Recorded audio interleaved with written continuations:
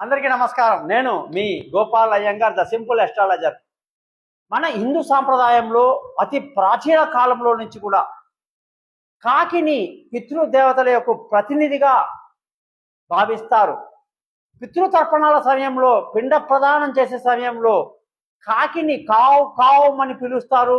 ఆ పితృదేవతలు సంతృప్తి చెందేటువంటి అవకాశం ఉంటేనే ఆ కాకులు అక్కడికి వచ్చి వాలతాయి, వాలి ఆ పిండాన్ని తింటాయి. అప్పుడు ఆహా, మీ పితృదేవతలు సంతృప్తి చెందారయ్యా అని పండితులు చెప్తూ ఉంటారు, పురోహితులు చెప్తూ ఉంటారు.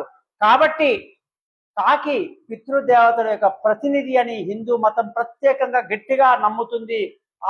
అదే విధంగా శ్రద్ధా కర్మలలో కాకికి ఆహారం పెట్టడం మన హిందూ సాంప్రదాయంలో ప్రతిరోజు కూడా, మా చిన్నతనంలో కూడా మా అమ్మగారు అన్నం అవ్వగానే ముందుగా ఒక పిడికడు అన్నం తీసుకెళ్లి భగవంతుడికి నైవేద్యం పెట్టిన తర్వాత ఆ ముద్ద అన్నాన్ని గోడ మీద పెట్టి కావు కావు అని అరుస్తారు. కాకి వచ్చి ఆ అన్నం తింటుంది. అది పితృదేవులకు ముందు అన్నం పెట్టిన తర్వాత మనం భోజనం చేయాలనేటువంటి స్థితి.